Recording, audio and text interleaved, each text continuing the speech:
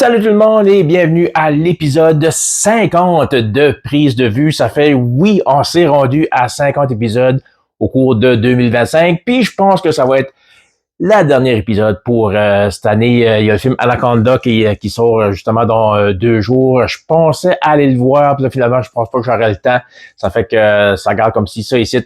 C'est la dernière critique 2025 pour Prise de vue. Merci à tout le monde qui m'ont encouragé, qui m'ont supporté, qui écoute ça à tous les semaines ou du moins quand je parle d'un film qui leur intéresse. C'est grandement apprécié ce projet-là. Moi, je fais juste ça pour le fun, pour avoir un petit peu de plaisir, puis vous divertir côté réseaux sociaux. Ça fait que merci encore une fois, grandement apprécié. J'espère que le projet va continuer en 2026, puis la raison qui arrêterait, ça serait moi qui me tenterait plus de le faire, mais il y a des bons films qui s'en viennent justement pour l'année prochaine, puis je voudrais en parler avec vous autres. Ça fait que d'après moi, ça va continuer. Du moins, je vais faire début janvier mon top 5 coup de cœur pour cette année, puis aussi mon top 5 déception 2025 côté cinéma. Et si c'est pour être la dernière critique cinématographique prise de vue pour 2025. Bon, on y va quand même avec Avatar, Fire and Ash, autre film, nouveau film dans la franchise créé par James Cameron, quelqu'un qui, son nom n'est plus à présenter dans l'univers du cinéma. Un film honnêtement que je pensais pas aller voir au cinéma. Un film que je pensais que j'allais faire comme Way of the Water, attendre que ce soit sur Disney Plus pour le regarder. Mais après avoir vu un preview sur un écran IMAX, je me suis dit, il faut que je vois ce film-là, justement, sur la plus grosse écran géant possible. Et ça y est, c'est fait. Et c'est quoi la critique, le pointage que je donne à ce film-là? 3e d'une franchise qui se veut, je pense, 5 films au moins. On a un de prévu pour 2029, puis le 5e pour 2031, si j'ai lu comme il faut. Un film que je m'attendais à y donner un 7.5, 8 sur 10 d'après moi. Et finalement, j'arrive quand même avec un positif 7 sur 10. Film que, oui, j'ai des problèmes avec, mais quand même, on va commencer du côté positif du film, qui est bien sûr l'aspect visuel, la cinématographique, qui est sur la coche, comme si vous avez vu le premier Avatar, puis le deuxième. Vous savez de quoi je parle, la planète Ewa, si je me trompe pas du nom. Vraiment, c'est vraiment de toute beauté. Ça vaut la peine d'être vu sur un écran géant, justement. Tous les personnages qu'on a connus dans les 2 premiers films sont de retour avec les acteurs et actrices Sam Worthington, Zoe Saldana, Stephen Lang, Sigourney Weaver, d'autres nouveautés aussi qui s'ajoutent dans tout ça. Et là où le film commence, c'est comparé à Way of the Water en 2022, qui était plusieurs années après le premier Avatar, parce que le premier est quand même sorti en 2009. Fire and Ash commence pas mal lorsque Way of the Water a fini. Si vous l'avez écouté, puis j'imagine que oui, si vous vous aligné pour écouter Fire and Ash, vous savez ce qui s'est passé après une grosse guerre. La famille de Jake Sully, les avatars, les Na'vi, justement, essayent de fait que leur fils est malheureusement décédé, puis on essaie justement de dealer avec le fait que la guerre est pas terminée, puis que les humains qui tentent justement s'emparer des ressources de cette planète-là vont revenir en force pour les attaquer. Et évidemment, comme vous pouvez l'imaginer, c'est exactement ça qui se passe. Ça fait qu'encore une fois, côté visuel, le film vraiment éblouissant, vraiment des belles images, vraiment, comme je disais, de quoi que je suis content d'avoir vu sur écran géant, parce que de ce côté-là, ça valait la peine. Mes problèmes, parce que j'ai des problèmes avec le film, ces problèmes-là s'entrecroisent tous ensemble, ce qui fait que finalement, j'ai un gros problème. Mais après avoir vu le film, il y a un problème de plus qui s'est ajouté à ça. Puis je vous en parle parce que les problèmes que j'avais, je savais que j'allais avoir ces problèmes-là, à moins que ça allait changer du premier au deuxième. Ça quantité dans la même continuité, ça fait que je m'attendais pas à grand-chose, mais je le savais dans quelle direction qu'on s'en allait pour ce film-là, parce que 2 documentaires justement sur Disney+, tant qu'à la réalisation, production et le tournage des films Avatar. Puis James Cameron, lui, là-dedans, son idée principale, c'est un spectacle visuel. Dans les 2 spéciaux, c'est effets spéciaux, comment il a réussi ça, technique, technologie, tout ça. En aucun point, il parle de l'histoire, puis c'est là qui est vraiment mon problème, parce que, comme je l'ai déjà dit, les aventures Avatar, c'est des westerns, c'est des hommes blancs qui arrivent sur les terres des Premières Nations pour leur enlever, leur voler leurs ressources. c'est du déjà fait, c'est du déjà tout cuit, c'est du prévisible aussi. Et tout ça, ben, ça fait que ça justifie pas des films d'au-dessus de 3 heures parce qu'il y a de la longueur dans ces films-là. Je dirais pas que c'est la longueur au pouce carré, mais étant donné que c'est prévisible du début à la fin, c'est même dans le deuxième, quand on a présenté la famille, j'étais comme, ah, ok, cet enfant-là de la famille de Jake Sully, lui, il se rendra pas à la fin du film, là, comme je peux le voir, je le vois puis exactement. Puis dans le troisième, c'est la même chose. Tout ce qu'il pense qui va se passer dans le film, c'est ça qui exactement qui va se passer sans aucune surprise. T'as des scènes qui apportent rien, des histoires secondaires non plus, qui fait juste allonger le film pour aucune raison. Puis ça en est décevant, pour pas dire frustrant. Ça fait que vraiment, c'est le genre de film que tu mets ton cerveau à off puis t'enjoy la ride. Mais à au-dessus de 3 heures, à un moment donné, même ton cerveau était comme, je peux peut-être stimuler un petit peu, mais ça fait un bout, là, que je suis à off, là. Plus longtemps que ça, là, puis ça te prend des corbes à booster sur les lobes d'oreilles pour pouvoir starter, là. C'est comme, c'est long, là. À un moment donné, j'étais comme, c'est là, moi, je suis absolument contre ouvrir ton cellulaire dans les salles de cinéma, puis ça me tentait, je l'avais dans ma poche, j'étais comme, ah, je veux juste savoir quelle heure, me semble, ça devrait finir, là. Il y a plus rien. Déjà qu'on ne donne pas grand-chose. Il y a déjà plus rien pour une fin satisfaisante. Puis, écoute, si t'as vu le deuxième, je veux dire, Way of the Water, Fire and Ash est la même identique chose. C'est dans les mêmes endroits, dans le même environnement, avec les mêmes situations, même combat final à la fin, même finalité. C'est là de 1, 2, 3, il n'y a aucune évolution. Tant du côté de l'univers des Na'vi que du côté des personnages. Il n'y a aucune résolution parce que ça continue, parce que le quatrième qui s'en vient, ça fait que t'es comme me semble, là, j'en prendrais. Surtout pour 3 heures, 17 minutes, là, ça te prend un petit peu plus de viande que ça. Puis on dirait, c'est ça, justement, James Cameron se fait juste sur les effets spéciaux. Lui, écoute, moi, je te fais un show pour tes yeux, puis that's it. Ton cerveau, pas mon problème. Puis mon problème que je me suis aperçu aussi, parce que le film s'appelle Fire and Ash, parce qu'on on découvre une nouvelle race de Na'vi, les Mengwan, si je me trompe pas, mais on les appelle aussi les Ash Fighters, qui eux sont une race de Na'vi qui reste plus du côté volcanique de leur planète, puis ils rejettent un peu les croyances du côté spirituel des autres navires qui sont connectés avec la planète. Juste, on n'a pas connecté, ils l'ont rejeté, étant donné que c'est une place qui est vraiment désolée, qui est vraiment de sécheresse, puis c'est Fire and Ash, là. Mais le problème avec ces personnages-là, ils n'ont pas un gros rôle dans le film. Vraiment, vraiment pas. Ils n'ont pas une grosse présentation non plus. Ça arrive de nulle part. Pourquoi qu'on n'a pas entendu parler d'eux autres dans le premier film ou même dans le deuxième, ça arrive comme un cheveu dans la soupe.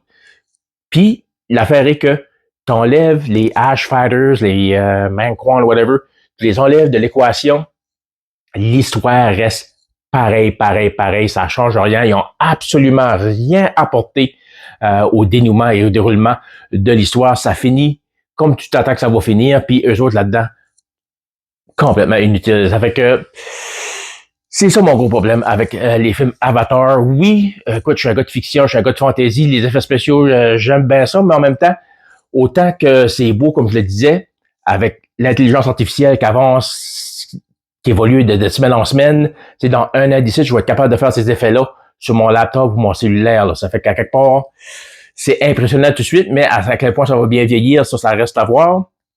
Et aussi, ce que je m'en allais avec ça, là j'ai perdu mon idée, je parlais d'effets spéciaux. Ah oui, c'est ça. Côté cinématographique, c'est je suis plus impressionné avec Home Alone qu'avec les films Avatar, dans le sens que, oui, les effets, encore une fois, je me répète, c'est beau, c'est de toute beauté, c'est du beau visuel, mais c'est de l'ordinateur, c'est du CGI, c'est des logiciels, c'est des programmes. Il n'y a pas de magie de savoir de où ce que ça vient, tu le sais de où ça vient, tu le sais comment c'est fait, puis c'est plate. C'est parce que moi, la magie du film, ça a toujours été de me poser la question, hey, comment ils ont fait ça? Puis c'est Home Alone, la maison de la famille McAllister, oui, tu vois, c'est une maison qu'ils ont filmé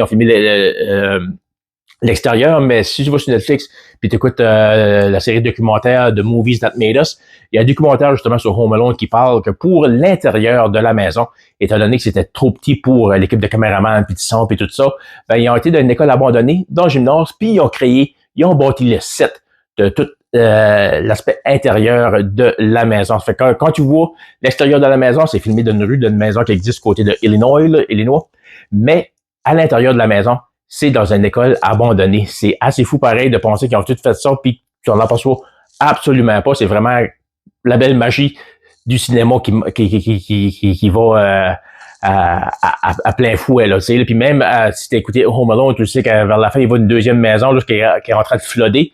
Puis même là, le sous-sol, quand tu vois l'eau et tout ça, ben le décor, la deuxième maison a été construite dans la piscine de l'école abandonnée. Ça fait qu'encore une fois, c'était comme wow, c'est incroyable qu'ils ont tous réussi à faire ça pour justement arriver à de quoi qui paraît même pas. Puis tu dis wow, c'est du gros travail à faire tout ça là, parce que c'est pas avec un green screen, un écran vert, puis après ça c'est tout non, il y a pas d'ordinateur rien là-dedans, c'est tout manuel. Puis ça c'est impressionnant.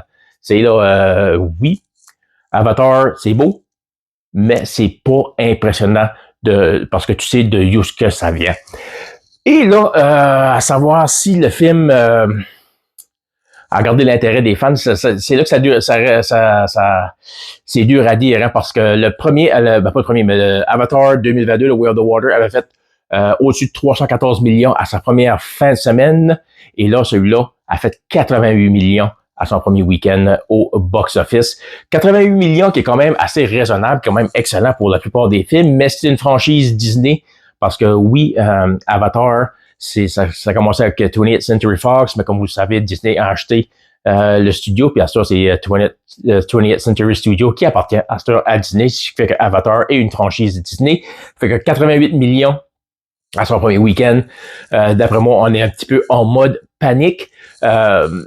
C'est un film qui a coûté 350 millions à réaliser puis à produire, avec ajoute ça un autre 150 millions pour le côté publicité. Ça fait qu'il faut que faut que le film fait beaucoup d'argent. D'après moi, au moins 650 millions pour arriver juste égal, d'après moi, là, parce que c'est le 350 millions, ça c'est pour faire le film. Là, ça inclut pas le fait qu'il faut payer toutes les studios, pas les studios, mais les salles de cinéma pour qu'ils fassent jouer le film. Les acteurs ou actrices, c'est comme Sigourney Weaver qui elle peut se magasiner et se taper le contrat qu'elle veut. Il doit sûrement avoir un gros pourcentage côté recette là-dessus aussi, jamais je croirais. Ça fait que tout ça, ça s'ajoute. Puis un petit truc, savoir justement si on est un peu en mode panique côté film, là, tu lis un article cinéma, c'est quand on parle des recettes, puis on commence par les recettes globales, comment le film a fait au cours de son premier week-end à travers le monde, au lieu de parler des recettes domestiques en Amérique du Nord, principalement les États-Unis, parce que c'est là vraiment là qui est intéressant, parce que les recettes globales, quand c'est comme en Europe, du côté asiatique et tout ça, peu importe comment ça fait, il y a vraiment un petit pourcentage de cet argent-là qui retourne au studio à coup que ça a été fait, parce que pour les films au niveau international, ça coûte plus cher, puis des fois, il y a des demandes extra qu'il faut que le studio débourse pour faire sûr que ça joue un certain nombre de temps. Puis tout ça, ça fait que côté global, c'est bien rare qu'on se casse la tête avec ça. On va là parler côté domestique, côté des États-Unis, à quel point il va faire. Et ça, c'est le coup que j'ai appris je pense c'est 2017, quand que The Mummy avec Tom Cruise avait sorti, puis là, on voyait que on parlait, je lisais les articles, puis chaque fois les articles, c'est hey, au niveau global, il fait bien de l'argent, et le monde est intéressé. Au niveau international, le monde va le voir, puis tout ça. Puis finalement, le film a été un flop, parce qu'au niveau domestique, au niveau des États-Unis, le film, les gens n'ont pas été le voir, puis il n'a pas rentré dans son argent. Ça fait que c'est le coup que j'ai appris quand tu lis des articles justement sur des films, si ça parle en premier des recettes globales du niveau international, avant de parler de domestique de l'Amérique du Nord, des États-Unis, c'est un signe que le film va pas trop bien. Ça fait que là, ça va être vraiment intéressant de voir ce qui va se passer à la deuxième fin de semaine au box-office pour Avatar, à savoir à quel point s'il va descendre. S'il descend, d'après moi, d'un 30 à 50%, là, ça va être assez dévastateur qui pourrait changer justement à savoir si on va voir un quatrième puis un cinquième Avatar à un moment donné dans les années à suivre. En tout cas, il faudra peut-être changer ça, puis finalement aller, puis qu'est-ce que moi je dis, il faut faire depuis le début, rajouter plus de viande, plus de profondeur, non seulement à l'histoire en tant que telle, mais au personnage, parce que tu t'attaches pas aux personnages, tu sais où ce qu'ils vont, tu sais d'où ils viennent, tu sais c'est que la façon qu'ils pensent, leur raisonnement, puis tu sais comment ça va finir, ça fait que t'es comme, ben oui, c'est ça, là, va de A à B, de B à C, de D, tu sais, là, comme, fais ta démarche des plus prévisibles, puis, coup que les crédits vont commencer, ben là, je pourrais m'en aller, tu sais, là. Puis, encore une fois, à 3h17, c'est long. C'est là, Avatar, c'est pas des Lord of the Rings. Là. C'est pas dans la classe pas en tout. Ça fait que j'y donne quand même, comme je disais, un 7/10 parce que là, je me répète encore cette 8e fois. Mais du point de vue visuel, c'est réussi, c'est beau, c'est sur la coche. Puis c'est ça que James Cameron focus dessus dans ces films-là, dans cette franchise-là, c'est d'offrir des beaux visuels, des plans d'une planète vraiment, vraiment des plus imaginaires. Créatif et tout ça. Ça fait que de ce côté-là, ça marche, mais en même temps, c'est là, c'est des films qui devraient durer même pas 2 heures, là. 1h45, là, tu en aurais assez, là, parce que, encore une fois, c'est long. Mais Avatar Fire and Ash est présentement au cinéma. Puis si vous avez été fan des 2 premiers, d'après moi, vous allez aimer celui-là parce que c'est encore identique. La même chose avec rien vraiment de nouveau. Puis vraiment, qu'est-ce qu'il y a de nouveau, justement, apporte rien au film ou à l'aventure ou à la franchise de quoi de même. Ça fait que je veux voir où ça va aller, ça. C'est quoi que je vais suivre justement pendant son passage au box-office, voir où ça va se rendre, s'il va rentrer dans son argent, si Disney va être en mode panique, ça reste à voir, parce que Disney, justement, est après paniquer sur d'autres franchises, comme par exemple Marvel, où il y a eu quelques trailers, puis étant donné que c'était un film, Avatar, faut se le dire, c'est une grosse franchise. Ça fait qu'on a eu des trailers pour des films qui s'en viennent en 2026 avec The Odyssey de Christopher Nolan, qui, moi, m'intéresse pas plus qu'il faut, mais je vais sûrement aller le voir parce que Christopher Nolan, moi, c'est des films que j'aime aller voir, puis à coup j'ai vu, je peux passer à autre chose, là, si on pense à Inception, Tenet, Interstellar, c'est des films que j'ai appréciés, mais sans être émerveillé, puis à coup je les ai vus, j'étais comme, je suis satisfait, c'est le fun, je peux passer à autre chose, puis j'ai plus besoin de le revoir, c'est là.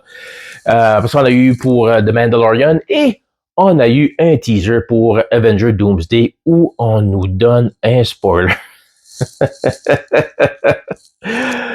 Disney, là, hein, ils savent plus où donner de la tête, ils sont en mode panique, puis ça paraît parce que là, ça, là, dans le temps de Infinity Stone ou Endgame, on n'aurait jamais eu ça, là. On n'aurait jamais eu ce qu'on nous a donné comme teaser pendant les trailers avant Avatar. Je suis tellement déçu. C'est quoi j'aurais aimé découvrir en voyant le film, mais là, on est après tout nous ruiner. Justement, tout ça fait que il n'y a pas d'intérêt à aller voir Avengers Doomsday. On a juste un film qui s'en vient en 2026 avant Avengers, c'est Spider-Man. Puis Spider-Man a déjà sa propre histoire, si tu te rappelles du dernier film Spider-Man No Way Home, qui avait fini quand même avec un oh boy, wow, je vais voir qu'est-ce qui va se passer avec ça. Ça fait que, tu sais, il faut que Spider-Man se concentre là-dessus, sur cette histoire-là, puis la compléter comme il faut. Puis j'espère justement qu'on va pas nous arriver avec de quoi complètement paresseux, comme qu'on a fait avec Jurassic Park Rebirth au mois de juillet, je pense, en sortie, avec une explication des plus paresseuses pour savoir pourquoi finalement les dinosaures qui vraisemblablement avaient pris contrôle, qui étaient partout à travers la planète Terre. Finalement, on a décidé de se débarrasser de ça de façon des plus paresseuses et des plus lâches, ce qui m'avait vraiment frustré avec Jurassic Park Rebirth. J'espère qu'on va pas faire ça avec Spider-Man, juste pour après ça faire une grosse promotion de 2 heures, 2 heures et demie pour Adventure Doomsday au mois de décembre. Fait que c'est bon. Mais quoi qu'il en soit, c'est ça. Si vous voulez pas... puis là, le spoiler pour Adventure Doomsday, moi, je vais pas vous le dire, je vais pas vous ruiner ça. Si vous êtes fan de Marvel et que vous êtes fan de Avatar, peut-être arrivez un petit peu en retard pour éviter les trailers. Parce que moi, j'aurais vraiment, vraiment apprécié de découvrir ça en voyant le film. Ça aurait été une belle surprise. Mais Marvel qui décide de ruiner tous les spoilers parce qu'ils veulent vraiment qu'on va voir le film au mois de décembre prochain. Ça fait que Avatar Fire and Ash, 7/10, c'est ça qui est ça, d'après moi. Ça fait que là-dessus, c'est ça qui complète l'année 2025 de prise de vue. Peut-être que je vais aller voir encore de la semaine prochaine. Peut-être, je ne sais pas. Là, j'essaie de check mon horaire, puis je suis vraiment all over the map. Puis si j'ai le temps, je vais essayer de le voir. Ça m'intéresse pareil. Je pense que ça va l'air intéressant. J'avais vu Anaconda original en 96, 97, si je me trompe pas. Puis j'avais pas vraiment apprécié ça, là, mais c'est le genre de film que je comprends, là. C'est le genre de guilty pleasure, so bad it's good, là. Moi, j'ai mes films comme ça un petit peu. Je pense entre autres Maximum Overdrive de 1986 de Stephen King. Mais la façon qu'on nous apporte ça, c'est vraiment, j'ai vraiment la twist de ce reboot-là. Ça fait que je suis curieux. Ça fait que peut-être je vais aller le voir, mais si je le vois, ça va être de quoi de vraiment dernière minute. Puis sinon, ben écoute, je vais prendre le temps de vous souhaiter quand même un joyeux Noël et une bonne année. Et si on se reparle pas la semaine prochaine, ben on se reparle en 2026 pour mon top 5 coup de cœur de cette année des films que j'ai vraiment appréciés. Ça fait que là-dessus, ben, salut tout le monde!